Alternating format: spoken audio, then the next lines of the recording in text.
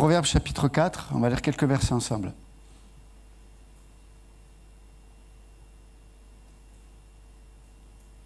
Écoute, verset 10.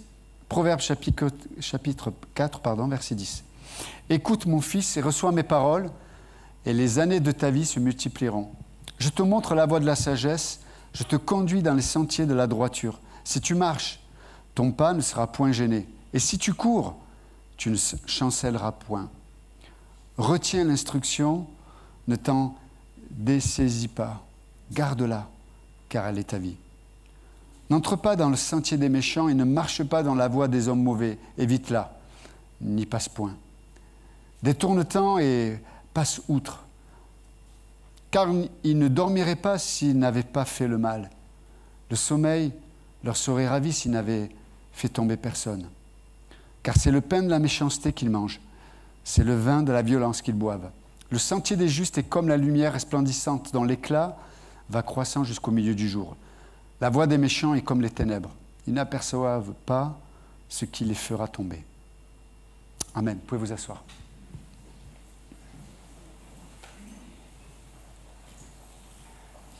Donc déjà au verset 10, il y a deux verbes qui ressortent à l'impératif. Et ces deux mots, c'est écoute et reçois.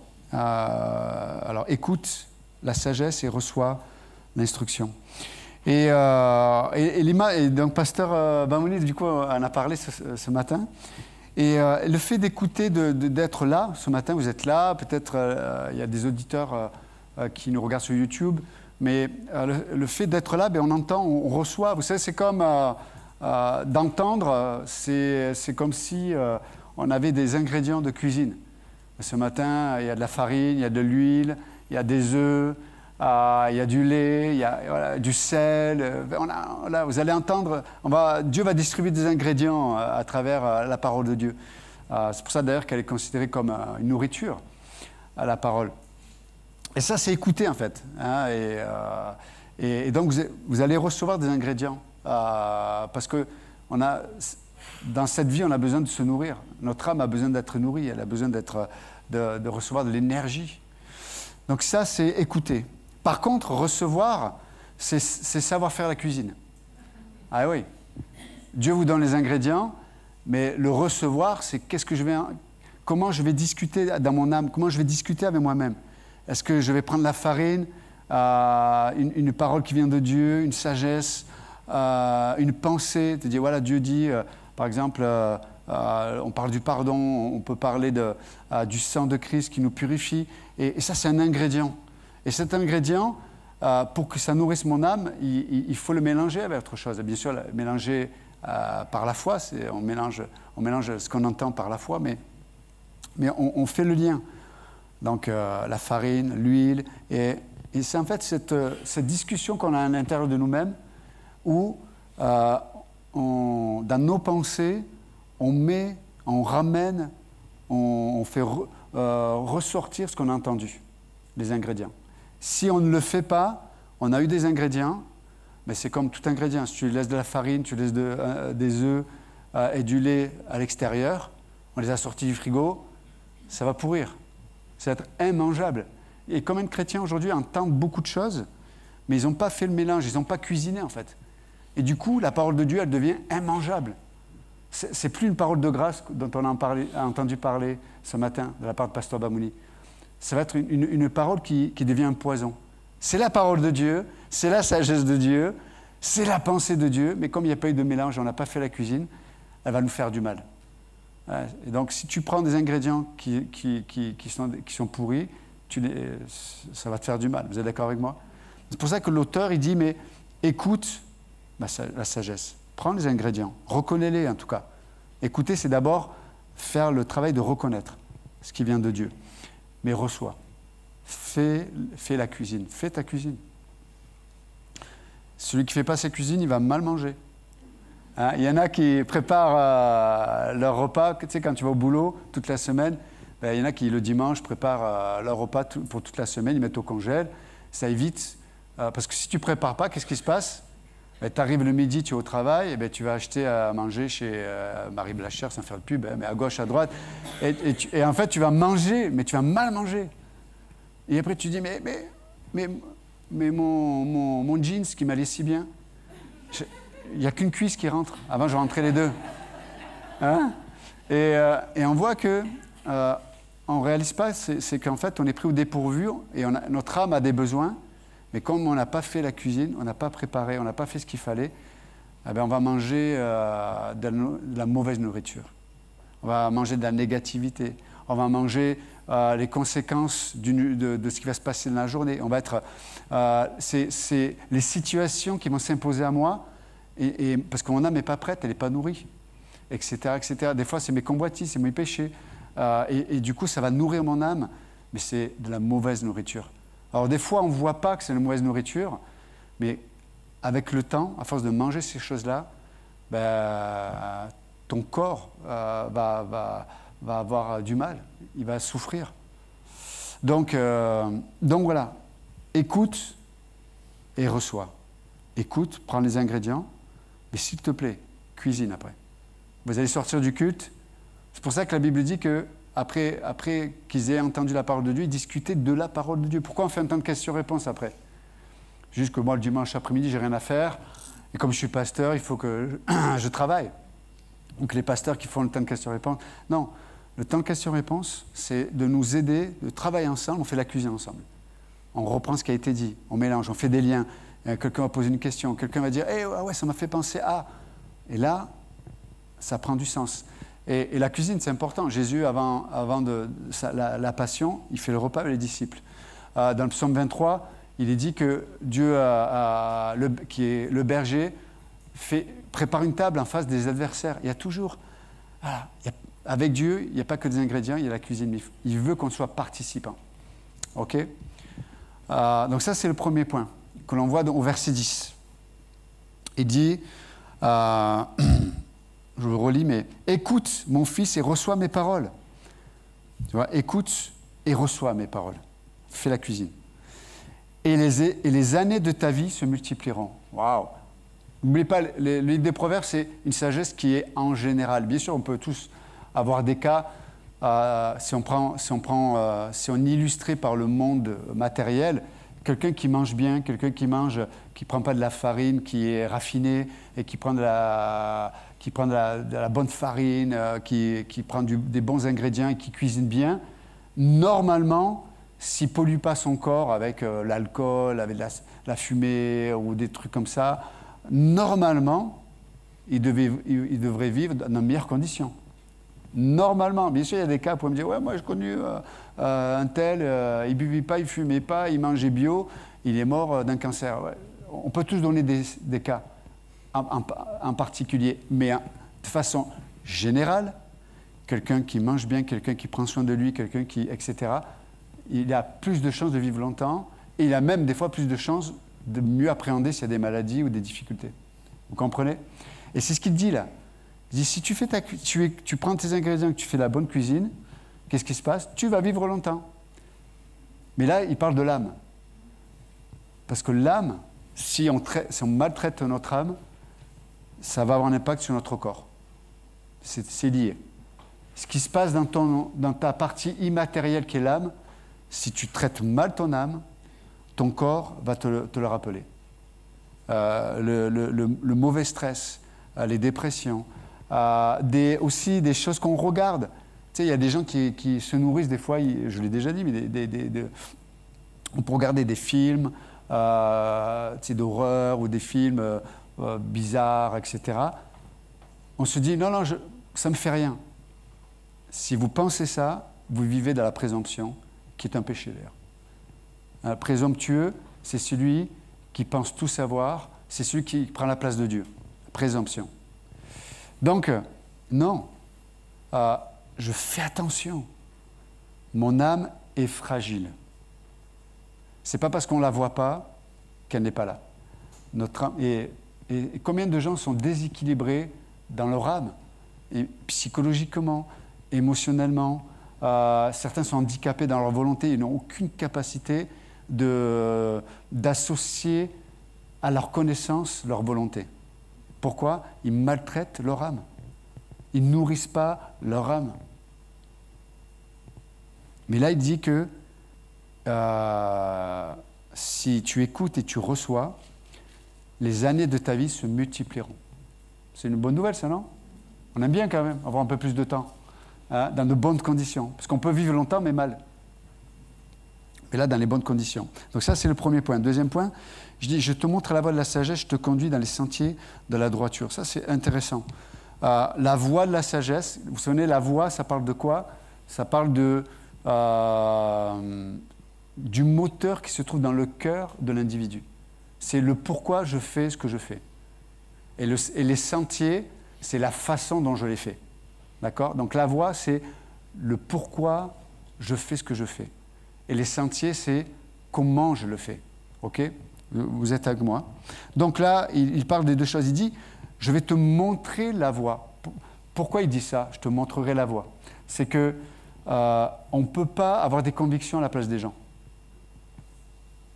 Je ne peux pas te conduire dans les voies ou dans la voie. Parce que je ne peux pas te diriger dans tes convictions. Je ne peux pas te diriger dans ce que tu dois faire. Mais je peux te montrer à travers ma vie, à travers mes confessions, à travers mes priorités, à travers ce que je vis, je peux te montrer la voie. Je peux te montrer, regarde, j'espère que ma vie t'inspire. J'espère que ma vie montre la réalité de Dieu. J'espère que ma vie... Et regarde les convictions que j'ai, regarde les fruits qu'ils portent. Mais le but, ce n'est pas juste d'observer mes convictions à moi, mais c'est que tu puisses voir comment j'ai pu acquérir ces convictions. À travers la parole. J'ai entendu et j'ai reçu. Et ça crée une conviction dans le cœur. Pas simplement des opinions. Les opinions, c'est changeant dans le test. Si ça me coûte quelque chose, mon opinion, dans la poubelle. Mais quand j'ai une conviction, même si ça me coûte, même s'il y a de la souffrance, je vais garder le cap. Je vais garder la ligne. Parce que j'ai des convictions. C'est la différence. Mais les convictions, c'est le Saint-Esprit qui va marquer comme une empreinte mon âme. Et ça va faire partie de qui je suis. Ça, c'est la voie. Ça va faire partie de qui je suis. Une conviction, un homme, une femme de conviction. Et il dit, je te montre la voie. Je te montre la voie. Regarde comme j'ai pu avoir ces convictions et regarde les fruits qu'ils ont portés. Ça, c'est la première chose. Deuxième chose, il dit, donc ça parle de montrer, c'est à travers mon extérieur, je te montre ce qu'il y a à l'intérieur. Vous savez, souvent, ce que l'on va communiquer ou ce qu'on va prioriser ou la façon dont on va vivre les situations, bonnes ou difficiles, ce sont des miroirs extérieurs de ce qui se passe à l'intérieur, en fait. OK? Donc, il parle de ça, de la sagesse. Donc, Dieu, c'est comme si l'auteur disait, je vais rendre accessible le comment avoir une bonne motivation, le comment avoir de bonnes convictions. C'est ça, en fait, qu'il dit. Je vais te montrer. Parce que je peux vous dire des choses du pupitre, hein, mais s'il n'y a pas des conditions pour vous montrer comment le vivre, là, du coup, je vous donne des ingrédients, mais je ne vous donne pas les clés pour savoir comment les mélanger aussi. Parce qu'il y a des ingrédients qui ne se mélangent pas les uns vers les autres. Vous êtes d'accord avec moi? Ceux qui font de la cuisine. Moi, je n'en fais pas. Je délègue. C'est ma femme qui cuisine. Mais c'est vrai ou pas? Il y a des ingrédients, si tu les mets ensemble, c'est l'horreur, quoi. Il y a des ingrédients qui vont ensemble. Et là, on a besoin, et ça, pour savoir quel ingrédient mélanger avec les uns avec les autres, les bons avec les bons, ou de ne pas faire de mauvais mélanges, on a besoin que quelqu'un nous montre. C'est ce qu'il dit. Quelqu'un doit nous le montrer. C'est pour ça que, je parle de l'Institut biblique tout à l'heure, mais l'Institut biblique, pourquoi il est dans l'Église? Ça, c'est notre conviction, c'est ma conviction. C'est que l'Institut biblique est là pour amener la parole, est là pour amener des paroles de grâce, est là pour nous éduquer, mais il faut que ce soit dans l'Église pour qu'on puisse se montrer les uns aux autres, qu'on puisse vous montrer la voie. Vous êtes avec moi ou pas? Jésus, il aurait pu faire un institut biblique, il dit, ben là, je reste à Jérusalem et tout le monde vient à moi et j'enseigne. Non. Jésus enseignait, mais il marchait, il partait, il faisait ce qu'il avait à faire et les gens le suivaient. Et alors qu'il le suivait, il les enseignait. Donc c'était un peu pareil. C'était un institut biblique itinérant. Et c'est un peu pareil. Là, on fait un institut biblique, il y a des jours et des horaires et des cours et des intitulés. Peu importe, ça c'est la forme. Mais sur le fond, c'est un enseignement qui doit être approprié à ce que nous vivons individuellement, chacun, dans notre vie privée, mais aussi corporellement. Et c'est dans ce corporel Dieu va nous montrer comment mélanger les bons ingrédients. Je peux parler par exemple de la prière, il pouvait être motivé, dire « pasteur, il a parlé de la prière, il faut que je prie, il faut que je prie ». Puis au bout d'une semaine, parce que je ne sais pas comment bien prier, je ne sais pas si la prière doit être comme ceci, comme cela, si je dois ressentir, pas ressentir, si je ne sais pas comment prier, je vais être découragé et arrêter de prier. Il faut que quelqu'un me montre. Vous comprenez? Et c'est ce qu'il dit. Et deuxième chose, il dit, mais dans le premier terme, c'est « je te montre », et le deuxième terme, c'est « je te conduis ». Et là, pour le coup, il utilise le mot « conduire ». Je te montre la voie de la sagesse et je te conduis dans les sentiers de la droiture. Donc, n'oubliez pas, les sentiers, c'est le comment faire. Il dit, et là, je vais te conduire. Pourquoi? Parce qu'il n'y a pas qu'une seule façon de faire une chose. Il n'y a pas qu'une seule façon d'aimer. Il n'y a pas qu'une seule façon de fonctionner dans l'Église, dans l'évangélisation. Il n'y a pas qu'une seule... Il y a des façons multiples de faire des choses. Okay? Des fois, on peut cristalliser les choses. Nous, on a toujours fait comme ça, il faut que ça se fasse comme ça. Non. Non. Des fois, il y a des choses qui peuvent être faites autrement. Et même dans l'Église. Voilà, nous, on a l'habitude d'eux. Ok, tu as l'habitude d'eux, mais je vais te conduire pour que tu sortes de tes habitudes. Par exemple, nous, on a reçu comme un héritage catholique d'aller à l'église que le dimanche matin. Voilà, il y a longtemps. Hein. Mais c'est resté, tu vois. Il y a plein de choses qui sont restées dans la culture, etc. On est imprégné de plein de choses. La culpabilité, tout machin. Mais là, l'auteur dit, je vais te conduire pour que tu sortes de tes habitudes, tu sors de ta façon de faire. Peut-être on a une façon de faire, on a une façon de vivre notre vie chrétienne, même en tant qu'évangélique. Mais là, l'auteur dit, je vais te conduire sur des sentiers de la droiture. Il y a d'autres façons de faire. Tu peux faire autrement. Et Dieu nous sort de nos habitudes pour nous faire fonctionner dans ces sentiers. Ça, c'est extraordinaire. Sur les relations, pareil. Il n'y a pas qu'une seule façon d'avoir de bonnes relations, de fréquenter, le mariage, etc. Il y a des sentiers.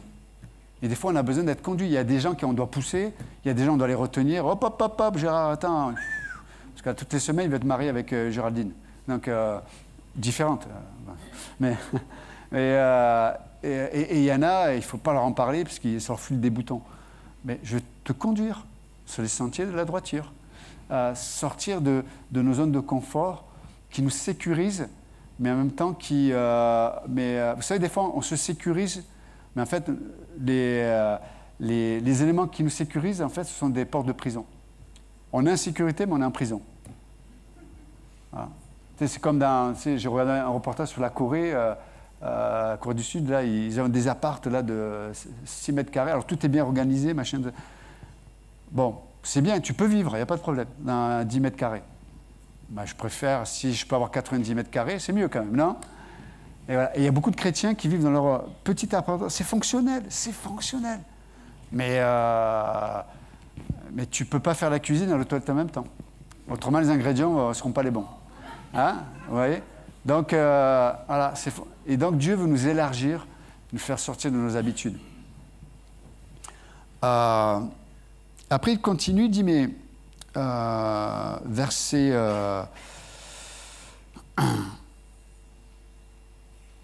12. Je trouve ça intéressant aussi. Il dit, mais si tu marches, ton pas ne sera point gêné, et si tu cours, tu ne chancelleras point. Et j'aime bien cette réflexion-là de l'auteur, parce qu'il nous dit le fait de garder la sagesse, ça évite d'être encombré dans notre âme. Parce que là, il parle de marcher, courir, et de ne pas être encombré dans notre marche et dans notre course. Et parce que dans la vie, des fois, il faut marcher, et des fois, il faut... quand je dis il faut marcher, ça parle de la routine du quotidien, on marche. Et des fois, il y a des opportunités qu'il ne faut pas rater.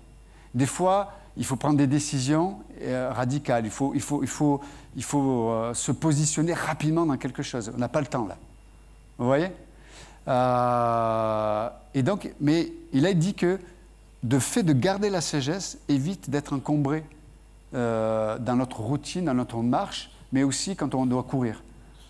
Il n'y a pas pire que... Je me souviens, quand je suis rentré au collège, on était tous dans la cour d'école du collège, et puis ils annoncent le nom, puis tu vas dans la classe. Et moi, je me souviens, c'était une directrice à Jean Moulin, elle dit « Monsieur Pep, Johan, oh, il y a un Pep. Parce qu'on a une mauvaise publicité dans mes cousins. Bon, bref, c'est une autre histoire. Mais... Et donc, je marche avec mon cartable, et quelqu'un me fait un croche-patte. Donc, et là, j'ai failli tomber. Bon, je me suis un peu fâché. Bon, bref, en tout cas, la directrice, c'est encore un Pep. Voilà. Mais d'être encombré d'un croche-patte, et des fois, le fait de pas, lorsqu'on ne garde pas la sagesse, parce qu'on nous dit, mais c'est pas utile, je peux vivre sans. Mais le moment où tu en as besoin, tu ne l'as pas. Pourquoi? Parce que tu ne l'es pas approprié, en fait. Vous savez, des fois, on se dit, mais où est Dieu? Où est Dieu dans telle situation? Où est-il? En fait, Dieu t'avait donné tout ce qu'il fallait pour la situation. Sauf que toi, tu ne l'as pas pris dans ta poche. Et donc, quand la situation est arrivée, ben, tu n'avais rien. Et après, on est en colère contre Dieu. Et Dieu dit, mais je t'avais donné tous les éléments pour te préparer, pour que tu sois équipé pour le moment qui allait venir. Mais tu ne l'as pas voulu. Tu n'as pas gardé la sagesse. Et c'est important. Dieu nous entraîne, Dieu nous prépare. Bien sûr, ça peut être utile pour aujourd'hui, demain, mais peut-être dans 6 mois, 1 an. Et on a pris des bonnes habitudes, on a gardé la sagesse, on dit, parce que j'ai reconnu que ça venait de Dieu. Vous savez, des fois, on garde ce dont on a besoin. Mais si on sait que ce qu'on reçoit vient de Dieu, même si je ne vois pas mon besoin, je le garde. Parce que ça vient de Dieu. Vous voyez ce que je veux dire? Donc, et ça, c'est vraiment la clé. Et j'aime cette notion de nous dire, faites attention. Il y a des choses qui peuvent t'empêcher de marcher. Il y a des choses qui peuvent t'empêcher de courir. Il y a des gens qui, comme je l'ai dit tout à l'heure, ils ne font pas attention à leur vie. Et du coup, ça affecte leur volonté. Ça affecte, et du coup, ils n'ont aucune capacité de vivre dans l'humilité au niveau de leur volonté. Et quand ils sont confrontés à des événements où il faut s'humilier devant Dieu et devant les gens, ils ne peuvent pas le faire. Et là, comme ils ne peuvent pas le faire, ils vont du coup faire du mal. Ils vont attaquer, ils vont critiquer, ils vont rabaisser, ils vont manipuler. Alors, souvent, on a l'expression, c'est la mode, pervers narcissique, on en a plein aujourd'hui. Tu ouvres la porte, tu ouvres le parfum, c'est que des pervers narcissiques, hommes, femmes, ce que vous voulez. Malheureusement, potentiellement, je suis un pervers narcissique et potentiellement, tu lui es aussi. Hein. Donc arrête de penser à ton voisin, ou à ta femme ou ton mari. Ce qui sort du pupitre, prends-le pour toi. Donc potentiellement, on a ce potentiel positif et négatif. Mais donc là, il nous dit, mais fais attention. Fais attention que ces choses-là ne t'encombrent pas. Il y a des relations, elles sont toxiques. Fais attention, quand tu voudras courir, elles vont t'empêcher de courir. Fais attention. Il y a des choses, des fois, il y a des états d'âme qui nourrissent nos pensées de négativité, de dépression qu'on entretient. Fais attention, elles vont t'empêcher, elles vont t'encombrer dans ton quotidien. Il y a des gens qui pensent même au suicide dans leur quotidien parce que, vous savez, ça t'encombre, du coup, ça t'enlève un élément essentiel de la vie, et encore plus de la vie chrétienne, c'est l'espérance. Quand tu es dans la routine, quand tu es dans le quotidien, que tu sais plus comment espérer. C'est-à-dire que tu vois plus le sens de ce que tu fais. La vie est terrible. Vous êtes d'accord avec moi? C'est terrible. Tu es encombré. Il y a des choses. Et donc, repère. Parce qu'avec Dieu, Dieu est un Dieu de grâce.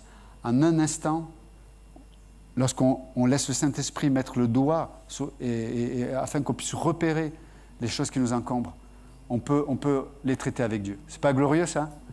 Et de demander à Dieu, voilà, cet état d'âme, cette pensée, cette négativité, ouais, mais c'est de mon arrière-grand-mère était comme ça, ma mère était comme ça, et moi je suis... Oui, c'est possible, et c'est vrai des fois. On est dans les gènes, etc. Mais nous, on a reçu de nouveaux gènes. Corinthiens 15, nous, on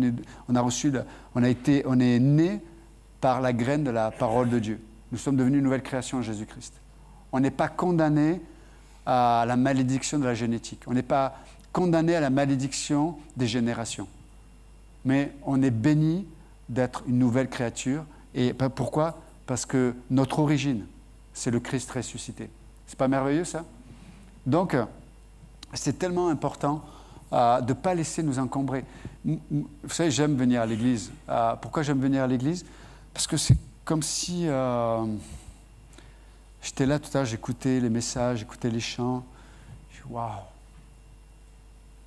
Je m'applaudissais à l'intérieur, je dis, waouh, j'ai pris la bonne décision d'être là, parce que, encore une fois, je me suis mis à l'endroit où Dieu a pu me sauver de moi-même. C'est pas merveilleux, ça? Waouh, c'est extraordinaire. Il y aurait beaucoup de choses à dire encore, je n'ai pas le temps, mais... la sagesse de Dieu. Seigneur, merci encore ce matin pour ta parole, merci pour tout ce qu'on a entendu. Que ça puisse...